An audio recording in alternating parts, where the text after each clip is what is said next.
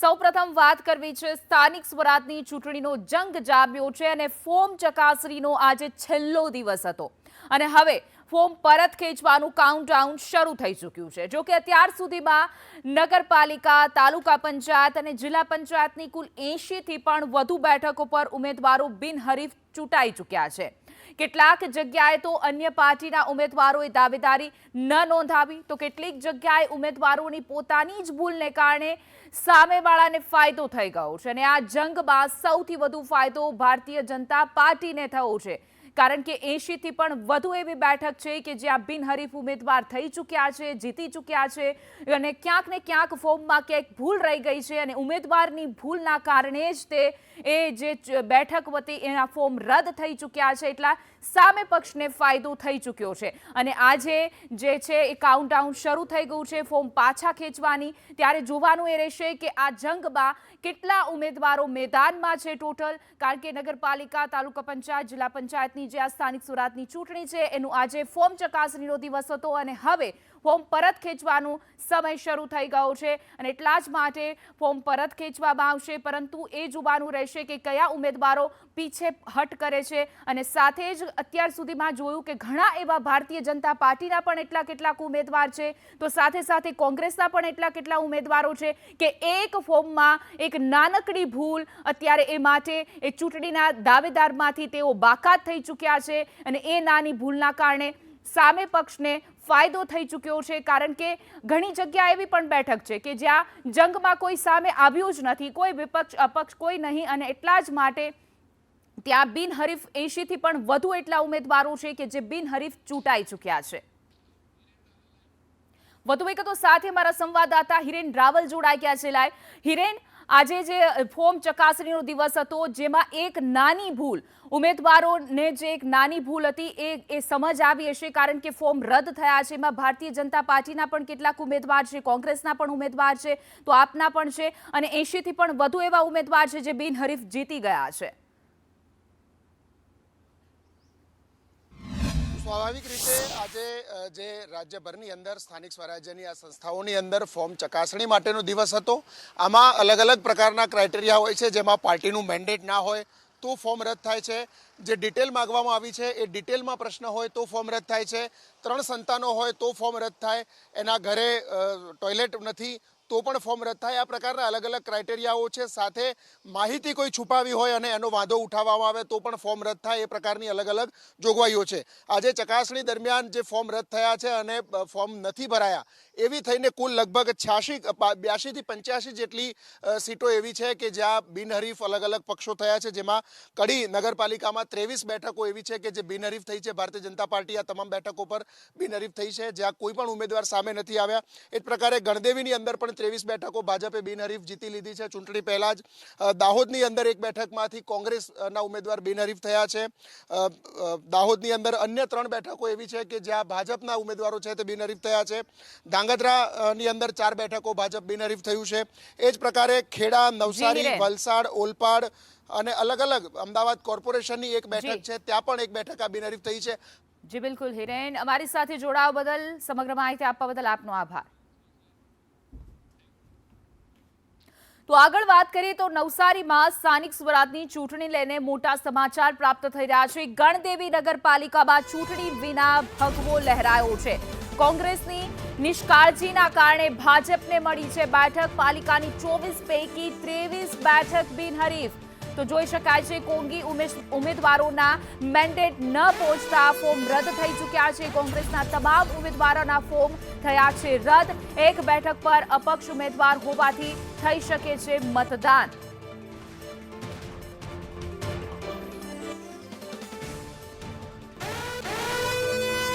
તો નવસારીમાં ઉમેદવારનું ફોર્મ રદનો મુદ્દો, જેમાં ગણદેવી પાલિકાના ઉમેદવારનું ફોર્મ પણ રદ થયું છે। સમય પૂરો થયા બાદ મેન્ડેટ જમા કરાવતા ફોર્મ રદ થયું છે। કોંગ્રેસ ફોર્મ રદ થતા હાઈકમાન્ડમાં જશે તો મેન્ડેટ જમા કરાવતા કોંગ્રેસના ફોર્મ રદ કરાયા છે।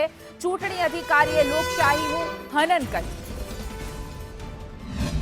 આ જે ભરવું રૂપ સરમુખત્યારશાહીનું ધારણ કર્યું છે અને કોઈક રાજકીય દબાણ હેઠળ આવીને અને કોઈક પાર્ટીને પર્ટિક્યુલર ફાયદો કરાવવા માટે આ કામ આ ચૂંટણી અધિકારીએ કર્યું છે અને ક્યાંક ને ક્યાંક કોંગ્રેસ પાર્ટી સાથે અને લોકશાહીને અન્યાય કર્યો છે, આ દેશ માટે આવનારા સમયમાં ખૂબ જ નુકસાનકારક છે, કારણ કે આ સરમુખત્યારશાહીનું વરવું રૂપ છે.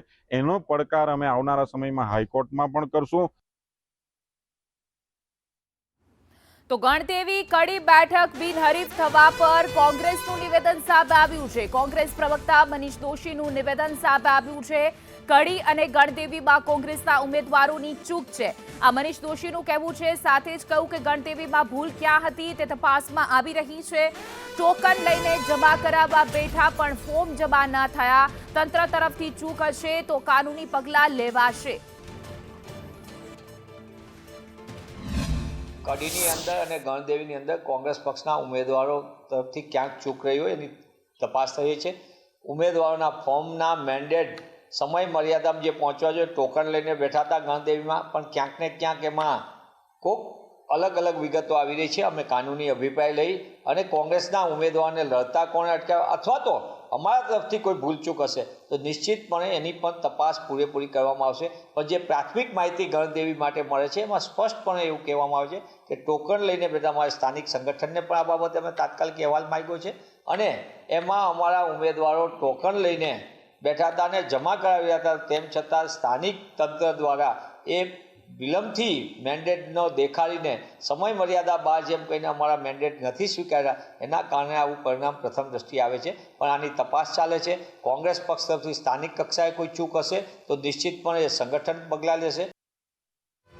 ગોધરા નગરપાલિકા વોર્ડ નંબર 3 બિનહરીફ થયા છે. ભાજપ ઉમેદવાર વર્ષાબેન ઠાકર બિનહરીફ. પ્રેમિલા ગોસાઈનું ફોર્મ રદ થતા બેઠક બિનહરીફ વિજેતા હર્ષાબેન વિજેતા થઈ ચૂક્યા છે, કારણ કે કોંગ્રેસ પ્રેમિલા ગોસાઈનું ફોર્મ રદ થતા તેઓ બિનહરીફ.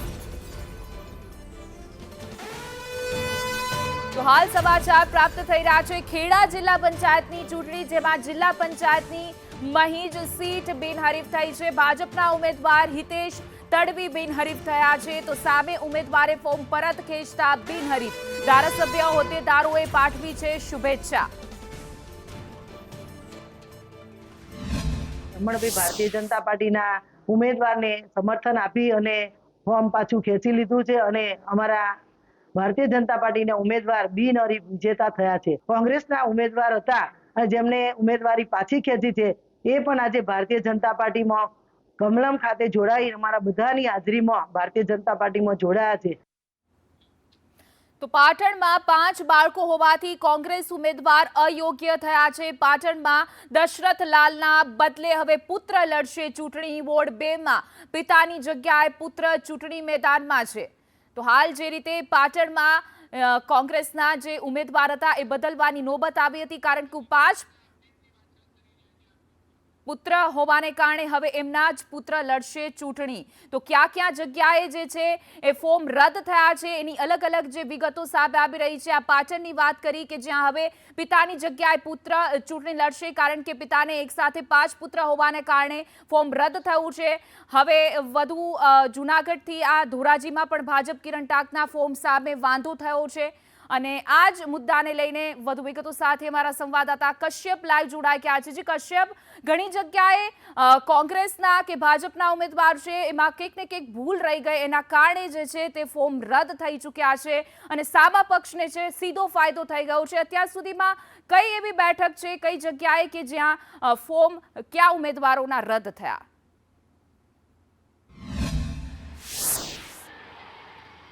ઉમેદવારી પત્ર ચકાસણી માટે થઈને આજે વહેલી સવારથી જ રાજકીય પક્ષોના જે ઉમેદવારો છે તે આજે જે તે કલેક્ટર કચેરીઓ ખાતે પહોંચ્યા હતા, જેમાં અત્યાર સુધી જો વાત કરીએ તો દાહોદમાં, સાથે જ બરોડા, રાજકોટ, ધોરાજી, ગણદેવી, કડી સહિતની જે બેઠકો છે તેમાં ક્યાંક ભાજપના તો ક્યાંક કોંગ્રેસના જે ઉમેદવારો છે તેના દ્વારા અન્યોના ફોર્મ સામે વાંધો ઉઠાવવામાં આવ્યો હતો અને ત્યારબાદ અધિકારીઓ ઉપર આક્ષેપ છે તે પણ લગાડવામાં આવ્યા છે. ગણદેવી બેઠકની જો વાત કરીએ તો ત્યાં ગણદેવી બેઠકમાં જે કોંગ્રેસના ઉમેદવારો છે કે જેના ફોર્મ મેન્ડેટ જમા નથી થયા અને તેને લઈને કોંગ્રેસે આક્ષેપ લગાવ્યો છે કે ટોકન લઈ લીધું હતું પરંતુ આ મેન્ડેટ છે તે સ્વીકારવામાં નથી આવ્યું. તો એ જ પ્રમાણે પાટણની જો વાત કરીએ તો ત્યાં પણ કોંગ્રેસના એક ઉમેદવાર છે તેનું ફોર્મ રદ થયું છે, કારણ કે તેને 5 સંતાનો છે અને હવે તેના ડમીમાં જે તેમના સંતાન દ્વારા ફોર્મ ભરવામાં આવ્યું હતું ને તે હવે ચૂંટણી લડશે. આ જ પ્રકારની સ્થિતિ અન્ય એક જગ્યાએ પણ જોવા મળી છે કે જ્યાં ઉમેદવારનું ફોર્મ રદ થયું છે અને ત્યાં તેના પુત્ર દ્વારા હવે ચૂંટણી મેદાનમાં ઝંપલાવવામાં આવશે. આજે દિવસ દરમિયાન અલગ અલગ જગ્યાઓ ઉપર આ પ્રમાણેનો રાજકીય ઘટનાક્રમ છે તે જોવા મળ્યો હતો ને ક્યાંક અધિકારીઓ ઉપર આક્ષેપ લગાડવામાં આવ્યા હતા, તો ક્યાંક ઉમેદવારો છે તેના ફોર્મમાં ક્ષતિ હોવાના કારણે તેના ફોર્મ રદ થયા છે. આ જ પ્રકારે સ્થિતિ અમદાવાદ શહેરમાં પણ જોવા મળી હતી ને તેમાં મધ્ય ઝોનની એક બેઠક છે ને જેમાં અપક્ષ દ્વારા જે ઉમેદવારી કરવામાં આવી હતી ને તેમાં જે એક સહીનો વિષય સામે આવ્યો હતો ને દરિયાપુરના કોંગ્રેસના ઉમેદવાર છે નીરવ બક્ષી તેના દ્વારા ગંભીર આક્ષેપો નાયબ કલેક્ટર ઉપર લગાડવામાં આવ્યા હતા અને તેમના દ્વારા કહેવામાં આવ્યું હતું કે સરકારના ઇશારે આ દરખાસ્ત ઉપર જે સહી હોવી જોઈએ તે સહી નથી કરી અને જેના નામ લખવામાં આવ્યા છે દરખાસ્તમાં તે લોકો સ્વીકારી રહ્યા છે. તેને લઈ અને ઉગ્ર બોલાચાલી થઈ હતી ને ત્યારબાદ હવે નાયબ કલેક્ટર છે તેના દ્વારા જે કોઈ વ્યક્તિઓ છે કે જે કહી રહ્યા છે કે હવે તેણે દરખાસ્તમાં સહી નથી કરી અને તેની પાસે એફિડેવિટની માંગણી કરવામાં આવી છે. તો આ સિવાય શાહનવાઝ શેખ છે તેના દ્વારા દરિયાપુરના ધારાસભ્ય છે કૌશિક જૈન તેની સામે આરોપ લગાડ્યો હતો કે જ્યારે ફોર્મ ખાડિયા વોર્ડમાં ઉમેદવારોના ફોર્મની ચકાસણી ચાલી રહી હતી ને ત્યારે ધારાસભ્ય અંદર હાજર હતા અને પક્ષપાતના આરોપ તેના દ્વારા લગાડવામાં આવ્યા હતા. આમ રાજ્યભરમાં અલગ અલગ જગ્યાઓ પરથી આ પ્રકારની સ્થિતિ અત્યાર સુધી સામે આવી રહી છે. જી કશ્યપ, સમગ્ર માહિતી આપવા બદલ આપનો આભાર. તો આગળ વાત કરીએ તો અમરેલીમાં ભાજપ એમએલએની પત્નીના નિવેદન મુદ્દે ખુલાસો થયો છે. ધારીના ધારાસભ્ય જેવી કાકડિયાના પત્નીએ આપ્યું નિવેદન. કાકડિયાના પત્ની કોકિલાબેને આપ્યું છે નિવેદન. વિવાદાસ્પદ નિવેદન, વિધર્મીઓના નાશનું નિવેદન આપ્યા બાદ હવે ફેરવી તોડ્યું છે, કારણ કે દેશ બહાર જે વિધર્મીઓ છે તેનો નાશ કરો, આ પ્રકારનું નિવેદન તેઓએ આપ્યું તો એવો ખુલાસો કરી રહ્યા છે. અને હવે શું કહ્યું છે, શું સ્પષ્ટતા આપી છે, આવો સાંભળીએ કોકિલાબેને શું કહ્યું. આ ભાજપની સરકારે અને સંગઠને જે વિધર્મીનો નાશ કરવા માટે જે ઝુંબેશ ઉપાડી છે અને એટલા માટે બાપુને ટિકિટ આપી છે, મહાવીર બાપુને, તો આપણે બધા સાથે મળી અને આ વિધર્મીનો નાશ કરીએ. આપણા દેશ વિરોધી પ્રવૃત્તિઓ કરી રહ્યા છે. આજે આપણા દેશમાં પણ ભાઈ ભાઈની એવી પ્રવૃત્તિઓ ચાલે છે. બહાર આપણા દેશની બહાર જે વિધર્મીઓ છે એ આવા લોકો જો અહીંયાથી મજબૂત થશે અને દેશ વ્યાપ્તમાં આવા લોકો આજે છૂટાઈને જશે તો એવી અમારી ઈચ્છા છે કે વિધર્મીનો નાશ કરવો. તો નહીં હિન્દુ મુસ્લિમ, અહીંયા તો આપણા ભારતની અંદર તો હિન્દુ મુસ્લિમ છે એ ભાઈચારા રીતે જ રહે છે. એવો કોઈ મારો મિનિંગ નથી કે હિન્દુ મુસ્લિમ ઉપર બેને મુદ્દો ઉપાડ્યો છે એવો નથી. પણ એ દેશની બહાર જે અને જે વિધર્મીઓ છે એ આપણા દેશ માટે જે કાર્ય કરી રહ્યા છે, આપણા દેશ માટે જે આતંકવાદનું કામ કરી રહ્યા છે એ બધા વિધર્મીઓ છે. એના માટે આખું મેં નિવેદન આપ્યું છે. તો આગળ વાત કરીએ તો સ્થાનિક સ્વરાજની ચૂંટણી લઈને રાજનીતિ તેજ. ધોરાજીના ધારાસભ્યના દાવા પર લલિત વસોયાનો પલટવાર છે. મહેન્દ્ર પાટલિયાને માનસિક અસ્થિર ગણાવ્યા છે. ભાજપે કોંગ્રેસને નહીં આપને ઉમેદવાર આપ્યા. વસોવાનું આ કહેવું છે. મતદારોનું ધ્યાન ભટકાવવા વાહિયાત નિવેદન આપ્યું. કોંગ્રેસના ફોર્મ ભરવા માટે કોઈ ઉમેદવાર જ નહોતા, તો એ આપને આનંદ થશે કે ઉમેદવારો આપણે આપ્યા કે ભાઈ તમારું ખરાબ લાગે તો આ ઉમેદવાર છે નાનું ભરાવી દો. એનો મેન્ડેટ છે ને ઉમેદવારોએ કીધું એ લોકોએ ફાડી નાખ્યા. આમ આદમી પાર્ટીના 2-3 જગ્યા એવું બન્યું કે મેન્ડેટ ફાડી નાખ્યા. લોકોનું ધ્યાન બીજે ભટકાવવા માટે આવા વાહિયાત નિવેદનો કરી રહ્યા છે અને કદાચ મહેન્દ્રભાઈને ભારતીય જનતા પાર્ટીના આગેવાનો પણ નોટિસ આપશે, એના પાર્ટી નોટિસ આપશે કે તમે આ નિવેદન આપ્યું છે કે તમે કોંગ્રેસને ઉમેદવાર આપ્યા તો તમારામાં તેવડ હતી કે બિનહરીફ કરાવી શકાય. શા માટે તમે બિનહરીફ ભારતીય જનતા પાર્ટીની સીટ બિનહરીફ ન કરાવી? તમે ભારતીય જનતા પાર્ટી સાથે ગદ્દારી કરી છે. તો એ વાત કરવી છે રાજકોટની કે આજે ફોર્મ પરત ખેંચવા અને સાથે ચકાસણીનો દિવસ હતો, એને લઈને સ્થાનિક સ્વરાજની ચૂંટણી લઈને રાજકોટમાં કેવો માહોલ રહ્યો, કેવી રાજનીતિ અને રહી, તેને લઈને અમારી સાથે અમારા સહયોગી અને સંવાદદાતા મયુર સોની જોડાઈ ગયા છે. જે મયુર, આજનો દિવસ કેવો રહ્યો? કારણ કે આજે ફોર્મ ચકાસણી હતી, ઘણી જગ્યાએ ભાજપને ફાયદો થઈ ગયો છે નાની એવી ઉમેદવારોની ભૂલના કારણે. શું છે આજનું અપડેટ? બિલકુલ હિના, આજનો દિવસ ફોર્મ ચકાસણીનો પ્રથમ હતો. આમ તો 13 તારીખ સુધી આ તમામ કામગીરી છે તે પૂરી કરવાની શરૂઆત થઈ હતી, પરંતુ 15 તારીખે ચિત્ર સ્પષ્ટ થવાનું છે. આજની વાત કરી દઈએ તો રાજકોટ મહાપાલિકાની ચૂંટણીની અંદર ચિત્ર છે તે સ્પષ્ટ થઈ ગયું છે. કોંગ્રેસ, ભાજપ અને આમ આદમી પાર્ટી આ ત્રણેય વચ્ચે ત્રિકોણીય મુકાબલો યોજાશે. 15 નંબરના વોર્ડની જો વાત કરી દેવામાં આવે તો 15 નંબરના આપના જે ઉમેદવારો છે તેમના મેન્ડેટ તેમને જ જાતે ફાડી નાખ્યા હતા. એટલે ત્યાં મુકાબલો છે એ દ્વિપક્ષીય રહેવાનો છે. બાકીના તમામ વોર્ડની અંદર આજે ચિત્ર સ્પષ્ટ થયું છે. ભારતીય જનતા પાર્ટી અને કોંગ્રેસની વચ્ચે મુખ્ય મુકાબલો રહેવાનો છે. વોર્ડ નંબર 11 ની અંદર ભાજપના ઉમેદવાર રક્ષિત કલોલાની જે દાવેદારી છે તેને લઈને કોંગ્રેસ દ્વારા વાંધા ઉપાડવામાં આવ્યા હતા. તો 15 નંબરની સાથે સાથે 14 નંબર છે તેની અંદર પણ ભાજપના ઉમેદવાર કેતન ઠુંબર જેમના જમીનના જે બાકી લેણા છે તેને લઈને વાંધા ઉઠાવ્યા હતા. તેની શૈક્ષણિક લાયકાત છે તેને લઈને વાંધા ઉઠાવવામાં આવ્યા હતા. ફોર્મની અંદર ભૂલ હતું તેને લઈને વાંધા ઉઠાવવામાં આવ્યા હતા. તમામ વાંધાને લઈને 2:30 વાગ્યે આરોની સુનાવણી થઈ હતી અને તેના ફોર્મ છે તે માન્ય રાખવામાં આવ્યા હતા. વોર્ડ નંબર 1 થી લઈને 11 સુધી અને 12 થી લઈને 18 સુધીના તમામે તમામ ઉમેદવારો છે તેમના ફોર્મ અત્યારે માન્ય રાખી દેવામાં આવે છે. એટલે રાજકોટ મહાપાલિકાનું જે ચૂંટણીનું ચિત્ર છે એ સ્પષ્ટ રૂપથી અત્યારે ચિત્ર ક્લિયર થતું જોવા મળી રહ્યું છે. બીજી તરફ કોંગ્રેસમાંથી પણ કેટલાક રાજીનામા પડ્યા છે. વોર્ડ નંબર 15 ની અંદર પૂર્વ નગરસેવક રહેલા ભાનુબેન અને તેમના પતિએ કોંગ્રેસનો સાથ છોડ્યો છે અને કહ્યું છે કે તેઓ જ્ઞાતિગત રાજકારણ કરશે. જ્યાં જ્યાં પણ કોળી સમાજના ઉમેદવારો છે તેમને છે તેઓ ટેકો આપશે. તો બીજી તરફ ભારતીય જનતા પાર્ટી છે એ પણ આ ફોર્મની ચકાસણીને તમામ પોતાની મશીનરી છે એ કામે લગાડી છે. એટલે કુલ મિલાવીને કહી શકાય છે કે રાજકોટ મહાપાલિકાનું જે ચિત્ર છે એ હાલ પડતું અત્યારે સ્પષ્ટ જોવા મળી રહ્યું છે. જી બિલકુલ મયુર, સમગ્ર માહિતી આપવા બદલ આપનો આભાર.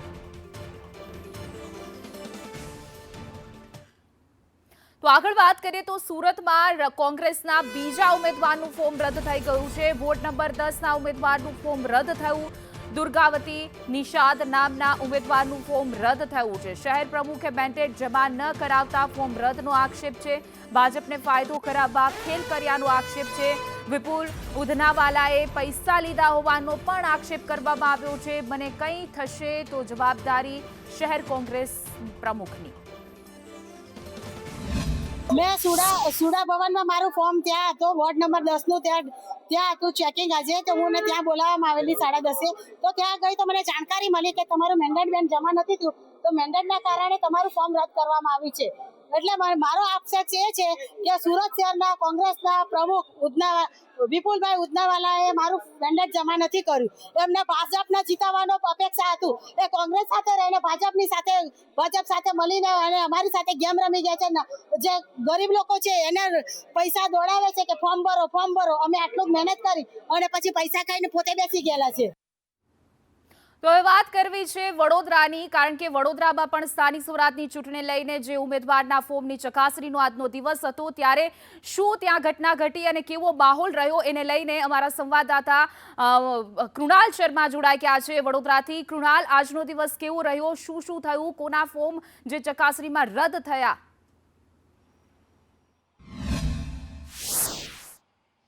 વડોદરામાં હાલ 76 બેઠક માટે ઉમેદવારો મેદાનમાં છે. સૌથી મહત્વની વાત એ રહી કે વોર્ડ નંબર 1માં ગરમાવો ત્યારે આવ્યો હતો કે જ્યારે જે આદિવાસી ઉમેદવાર છે પ્રોફેસર નિકુલ પટેલ, તેમના સામે તેમના પ્રમાણપત્રો સામે વાંધો ઉઠાવવામાં આવ્યો. ત્યારબાદ છેલ્લી ઘડી સુધી તેમનું ફોર્મ રદ થશે તે પ્રકારની વાતો થઈ, પરંતુ અંતે તેમનું ફોર્મ માન્ય રાખવામાં આવ્યું છે. પરંતુ સૌથી મહત્વનો જે ફટકો પડ્યો હોય કોંગ્રેસને તે વોર્ડ નંબર 15માં પડ્યો છે. એ એટલા માટે કે તેમના પ્રમાણપત્રોને લઈને જ્યારે વાંધો ઉઠાવવામાં આવ્યો હતો ત્યારે તેઓ જે રાજેન્દ્ર બારોટ છે 4થા નંબરના ઓબીસીના ઉમેદવાર, તેમનું ફોર્મ રદ કરી દેવામાં આવ્યું છે અને તેમના લઈને હવે જે ડમી ઉમેદવાર છે હિતેશ માછી તેઓ ઉમેદવારી કરશે, તેઓ લડવાના છે. પરંતુ 15 દિવસથી તેમને તંત્રે ધક્કા ખવડાવ્યા હોવાના કોંગ્રેસના જે ઉમેદવારો છે તે આરોપ લગાવતા રહ્યા છે. ત્યારે 6 નંબરમાં પણ આ પ્રમાણે પ્રમાણપત્રને લઈને કોંગ્રેસે વાંધા ઉઠાવ્યા હતા, પરંતુ અંતે તેમનું ફોર્મ માન્ય થયું છે. ત્યારે 76 બેઠકો પર જે ભાજપે હાલ 61 ઉમેદવાર નવા ચહેરા સામે લાવ્યા છે, ત્યારે બીજી તરફ કોંગ્રેસમાં પણ આ પ્રકારે નવા ચહેરાઓ છે. ત્યારે પ્રજામાં જે રોષ છે તેને લઈને ડેપ્યુટી સીએમ પણ વડોદરા આવ્યા હતા અને તમામ લોકોને એક સાથે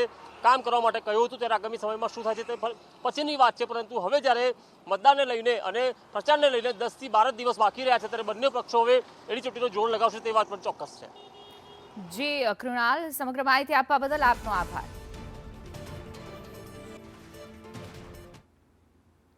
તો આગળ વાત કરીએ પાટણ નગરપાલિકામાં કોંગ્રેસનું ફોર્મ કયું વોર્ડ નંબર 2ના ઉમેદવાર દશરથ લાલનું ફોર્મ રદ કરાયું છે। 5 બાળકો હોવાને કારણે કોંગ્રેસના ઉમેદવારનું ફોર્મ રદ થયું છે। ડમી ઉમેદવાર તરીકે દીકરાનું ફોર્મ માન્ય ગણાવ્યું છે। વોર્ડ 2માં પિતાની જગ્યાએ હવે પુત્ર લડશે ચૂંટણી।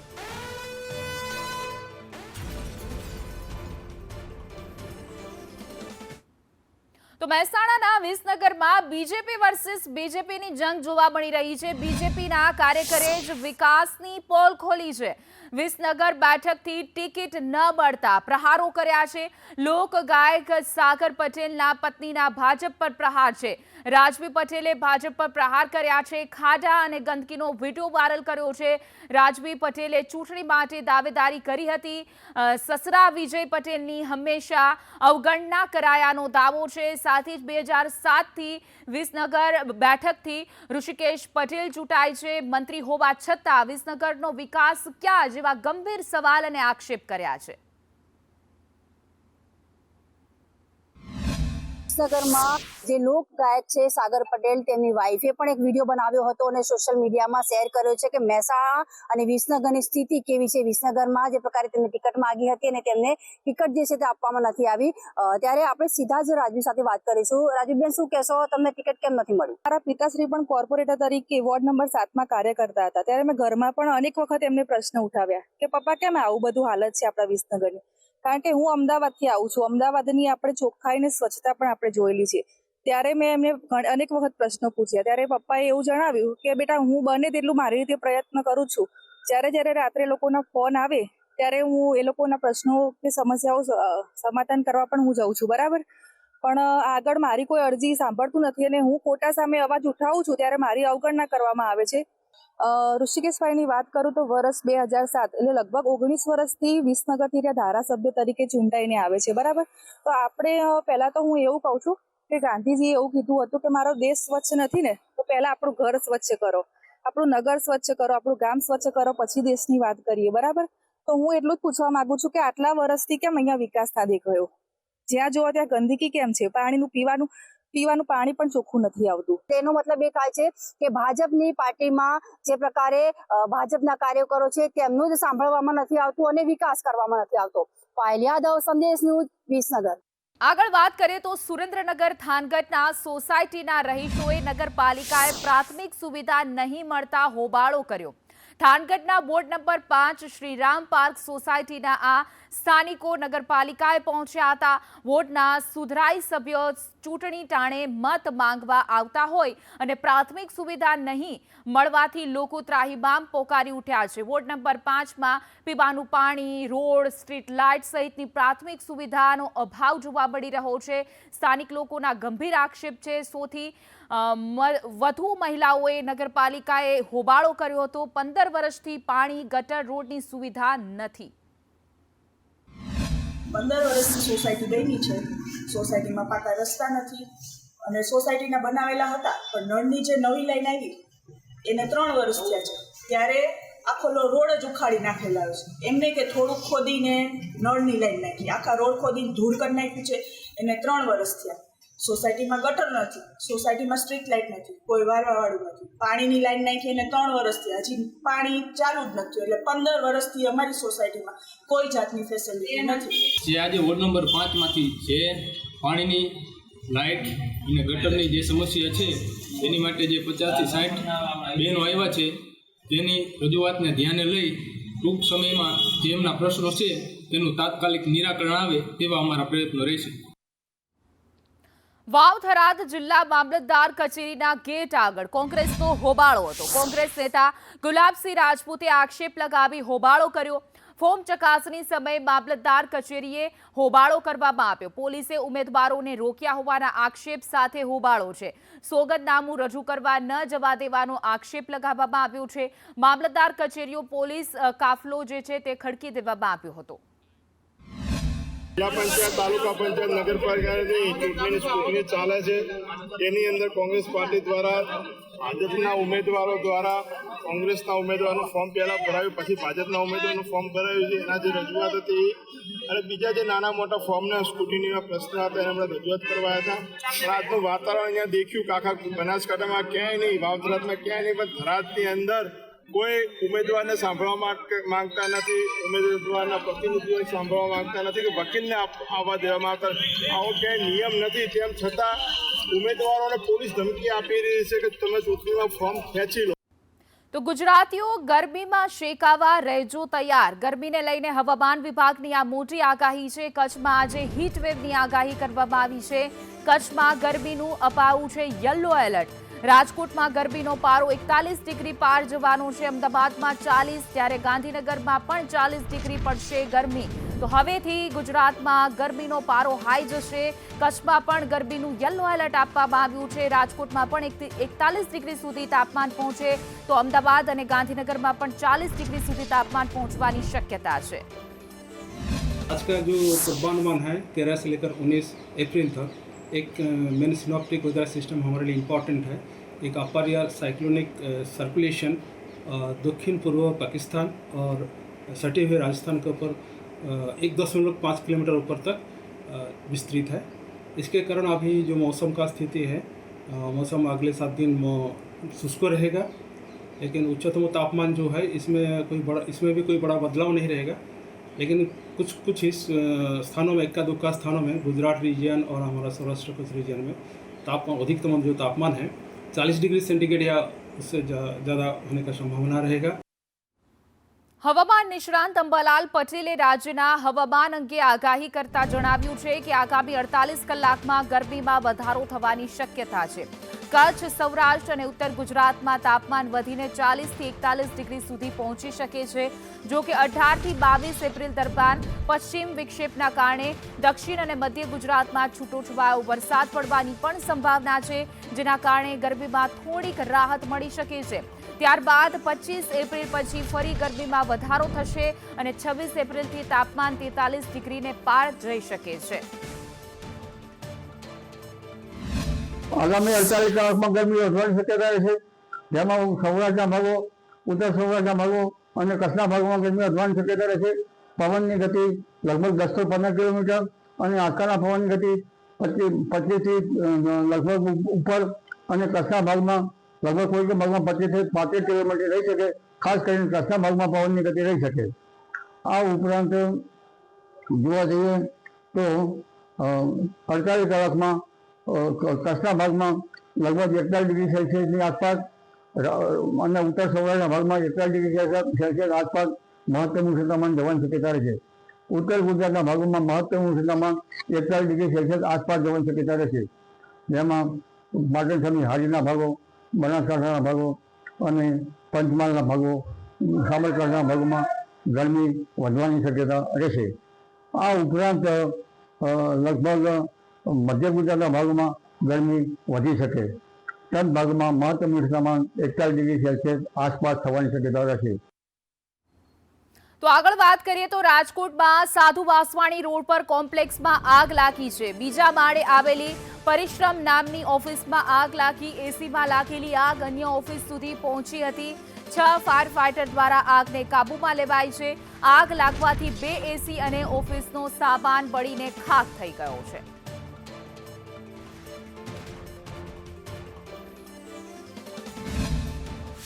રાજકોટના સાધુ વાસવાણી રોડ ઉપર આવેલા કોમર્શિયલ કોમ્પ્લેક્સની અંદર આગ લાગ્યાની ઘટના છે અને ડેપ્યુટી કમિશનર નંદાણી સર, શું પ્રાથમિક માહિતી કોઈ મળી છે? હું આવ્યો છું, મને જોઈ લેવા દો.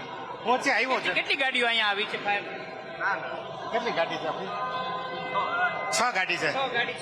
જે પ્રકાર ફાયર બ્રિગેડની કામગીરી છે તમે દ્રશ્યો જોઈ શકો છો. 6 જેટલી ફાયર બ્રિગેડની ગાડીઓ છે આ કોમ્પ્લેક્સની અંદર લાગેલી આગને કાબૂમાં લેવા માટે પાણીનો મારો ચલાવી રહી છે. આ પાણીના દ્રશ્યો છે. ફાયર બ્રિગેડના એક પછી એક અધિકારીઓ છે એ કોમ્પ્લેક્સના બીજા માળે પહોંચી રહ્યા છે. ફાયર બ્રિગેડની સાથે સાથે 108ના કર્મચારીઓ છે એ પણ કામે લાગ્યા છે. 6 જેટલા લોકો છે એ પ્રાથમિક રૂપથી જ્યારે આગ લાગી હતી ત્યારે ફસાયેલા હતા. એ 6 લોકોને સલામત રીતે બહાર કાઢવાનો દાવો છે એ ફાયર બ્રિગેડના જે અધિકારીઓ છે તે કરી રહ્યા છે.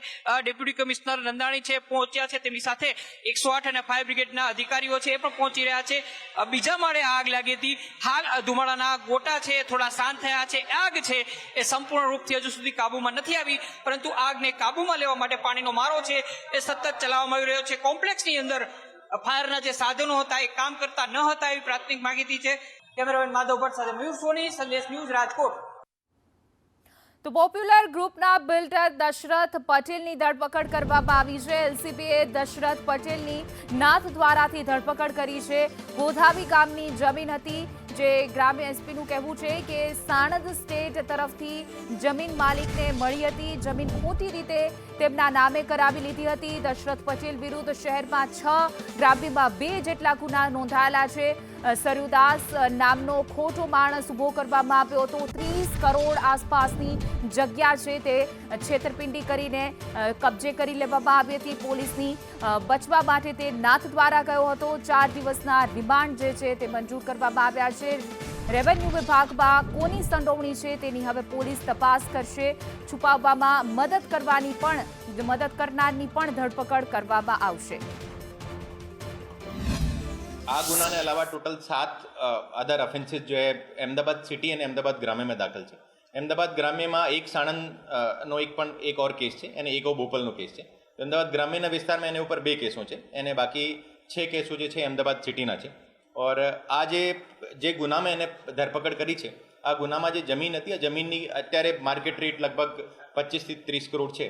और જે સાણંદની જે જમીન હતી એમાં પણ લગભગ 50 થી 60 કરોડ જેવી એવી માર્કેટ રેટ છે અત્યારે જો. તો આ જે ગુનામાં હવે આગળની કાર્યવાહી અમારી ચાલુ રહેશે. और એમાં કોર્ટ ટ્રાયલ અમે વ્યવસ્થિત મોનિટરિંગ કરીએ और એને સજા મળે એવી અમારી અપેક્ષા છે. બનાસકાંઠા જિલ્લા કોર્ટ જગાણા ખસેડવાનો વિરોધ થઈ રહ્યો છે. વકીલોએ કાળી પટ્ટી ધારણ કરીને વિરોધ નોંધાવ્યો છે.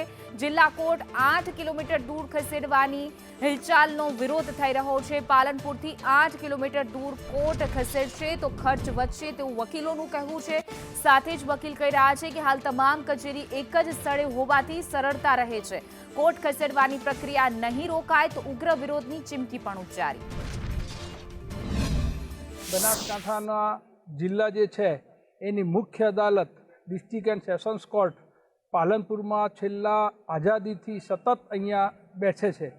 પરંતુ હવે એક તગલખી નિર્ણય લેવાઈ જઈ રહ્યો છે કે જેમાં અહીંયાથી બનાસકાંઠાનો મુખ્ય મથક પાલનપુરમાંથી આને કોર્ટને જગાડા પાલનપુરથી 7 કિલોમીટર ટ્રાયબલ એરિયા અને લોકસભાનો વિસ્તાર સાબરકાંઠામાં આવે છે એવી જગ્યાએ લઈ જવામાં આવે છે. જેના માટે અમે આજે સખત વાંધો રજૂ કર્યો છે. અમારી લડત સતત 3 વર્ષથી કાગળ ઉપર ચાલતી હતી, પરંતુ હજી જોઈએ એવો અમને પ્રતિભાવ મળ્યો નથી. તો રાજ્યવ્યાપી વે બ્રિજ કાંઠા ચીટિંગ મામલે નોંધાઈ છે ફરિયાદ. વે બ્રિજ ખાતે ચિપ રિમોટ આધારે કરાતી હતી ઠગાઈ. માલ ભરેલા વાહનનું ઓછું વજન બતાવાઈ ઠગાઈ કરવામાં આવતી હતી. 1 થી 14 ટન વજન જે છે એના આધારે આખી ઠગાઈ જે આચરવામાં આવતી હતી એ 1 થી 14 ટન વજન ઘટાડી આચરતા હતી. આ ઠગાઈ ખોટા વજનવાળી પહોંચ બનાવી વ્યાપારીને ઠગવામાં આવતા હતા. 7 લોકોની ધરપકડ કરાઈ છે તો 6ની શોધખોળ શરૂ કરવામાં આવી છે. અમદાવાદ ક્રાઇમ બ્રાન્ચે ગુનો નોંધીને વધુ તપાસ શરૂ કરી છે. આ ગેંગ સાથે સંકળાયેલા ટોટલ 7 આરોપીઓને અમે એરેસ્ટ કરેલા છે. જેમાં છે હેમંત કુમાર, સંકેત રાવલ, વિજય ગોવિંદ ઠાકોર, મનીષ રબારી, વિનોદ પટણી, મુકેશ પટણી અને સુનિલ પટણી. આ ગેંગના દરેક માણસો તેમને અલગ અલગ ટાસ્કિંગ આપવામાં આવેલ હતું. જે મુજબ તેઓ આવી મોટી મોટી કંપનીઓ કે જે સળિયાનો અને સ્ક્રેપનો વેપાર કરે છે તેમાં એમનું જ્યારે ટેન્ડર બહાર પડે તો એ ટેન્ડર મેક્સિમમ બીડ સાથે ભરી લેવાનું અને ટેન્ડર લઈ લેવાનું અને એ કંપનીઓની બહાર અથવા તો કંપનીના કેમ્પસની અંદર જેટલા પણ વેબ્રિજ આવ્યા હોય એ વેબ્રિજના માણસોને ફોડી વેબ્રિજના મીટર સાથે ચેડા કરવામાં આવે છે. જેમાં મીટરની અંદર એક ચિપ ફિટ કરવામાં આવે છે જે રિમોટલી એક્સેસ થાય છે. તો હાલ સમાચાર પ્રાપ્ત થઈ રહ્યા છે. આચાર સંહિતાના નિયમો બદલાયા છે. ચૂંટણી પંચે બહાર પાડ્યો નવો નિયમ. તો આદર્શ આચાર સંહિતા ઉલ્લંઘન અંગે નિયમ ભંગ બદલ હવે સીધી FIR થશે. અગાઉ નિયમ ભંગમાં અપાતી હતી નોટિસ, પરંતુ હવે સીધી FIR થઈ જશે. નોટિસ પ્રક્રિયામાં લાગતો હતો લાંબો સમય, જેના કારણે હવે સીધી FIR કરવામાં આવશે. જો આચાર સંહિતાનો ભંગ થશે તો સીધી FIR થશે. વધુ વિગતો સાથે અમારા સંવાદદાતા નિર્મલ જોડાઈ ગયા છે. નિર્મલ, આચાર સંહિતાનો ભંગ કરશે તો હવે નોટિસ નહીં, સીધી FIR, નવો નિયમ. કેન્દ્રીય ચૂંટણી પંચ દ્વારા આ નવો નિયમ લાગુ કરવામાં આવ્યો છે. હજી સત્તાવાર રીતે તમામ રાજ્યના ચૂંટણી કમિશનરને આ પ્રકારનો ઓર્ડર હજી નથી આપવામાં આવ્યો. લેખિતમાં હજી સુધી જાણકારી નથી આપવામાં આવી, પરંતુ જે રીતે ઇલેક્શન કમિશનના સૂત્રો પાસેથી માહિતી પ્રાપ્ત થઈ રહી છે, આચાર સંહિતા માટેના નિયમોમાં મોટો બદલાવ લાવવામાં આવ્યો છે. અત્યાર સુધી ક્યારેય પણ કોઈ પણ રાજકીય પક્ષ જ્યારે આચાર સંહિતાનો ભંગ કરતા હતા તેવા સંજોગોમાં તેને નોટિસ આપી અને તેની પાસેથી ખુલાસો માંગવામાં આવતો હતો. જો કે આ પ્રક્રિયામાં ઘણો લાંબો સમય વીતી જતો હતો, એટલે યોગ્ય કાર્યવાહી કરવી કે ન કરવી તે બાબતનો કોઈ ઉલ્લેખ થઈ શકતો ન હતો. પરંતુ જે રીતે થોડા દિવસ પહેલા આપણે જોયું હશે કે કોંગ્રેસના નેતા મલ્લિકાર્જુન ખડગે દ્વારા નિવેદન કરવામાં આવ્યું, અને નિવેદન બાદ જે ઘેરા પડઘા રાજ્ય સહિત ભારત દેશમાં પડ્યા છે, તેવા સંજોગોમાં કેન્દ્રીય ચૂંટણી પંચે હવે નિયમ બદલી નાખ્યો છે. નિયમોમાં એવો બદલાવ લાવ્યો છે કે હવે આચારસંહિતા ભંગ માટે નોટિસ નહીં આપવામાં આવે, પરંતુ જે તે રાજકીય પક્ષ સામે અથવા તો જે તે કેન્ડિડેટ સામે સીધી FIR કરવામાં આવશે. આમ કાયદાકીય પ્રક્રિયા વધારે સુસંગત બની શકે, વધારે ઝડપથી ન્યાય પ્રણાલી મેન્ટેન રહી શકે, તે બાબતનો આ નિર્ણય છે. અને સૌથી મોટો નિર્ણય છે કે જે ગુજરાત સહિત સમગ્ર દેશમાં લાગુ પડશે. જી નિર્મલ, સમગ્ર માહિતી આપવા બદલ આપનો આભાર.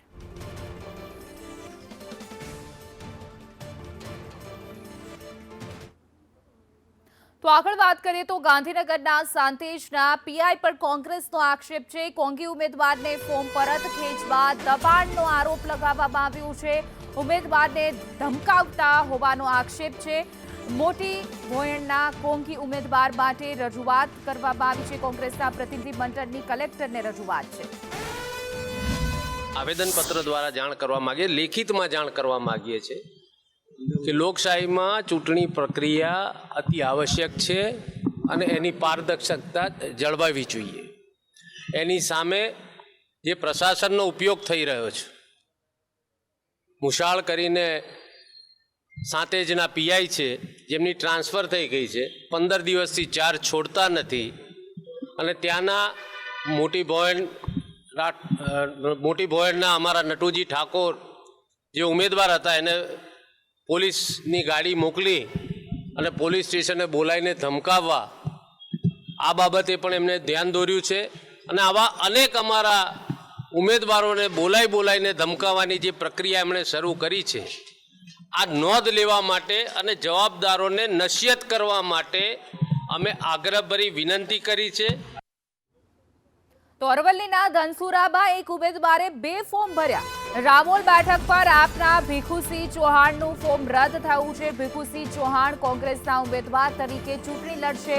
ભૂલમાં 2 પાર્ટીના મેન્ડેટ પર ફોર્મ ભર્યું હોવાનું નિવેદન. હવે એ કોંગ્રેસ ઉમેદવાર તરીકે તેઓ ચૂંટણી લડશે, અને હવે ભૂલમાં 2 પાર્ટીના મેન્ડેટ પર ફોર્મ ભર્યું હોવાનું તેઓએ કબૂલ કર્યું હતું. ધનસુરા તાલુકાની રમૂજ 14 બેઠક ઉપરથી ઉમેદવારી નોંધાયેલી છે. 2 મેન્ડેટ સાથે નોંધાયેલી છે, અને હાલ ફોર્મ ચકાસણી માટે ધનસુરા મામલતદાર કચેરી આવેલો છું. તો કોંગ્રેસનું ફોર્મ મેં રાખ્યું છે અને આપનું ફોર્મ મેં રદ કરેલું છે. દાહોદ સ્થાનિક ચૂંટણીમાં 4 ઉમેદવાર બિનહરીફ. નગરપાલિકામાં ભાજપના 3, કોંગ્રેસનો 1 ઉમેદવાર બિનહરીફ.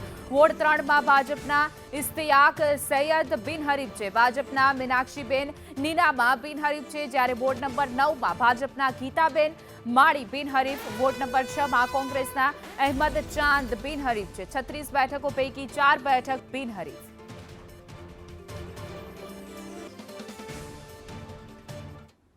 વડોદરામાં ઝોકું આવતા બસને અકસ્માત નડ્યો છે.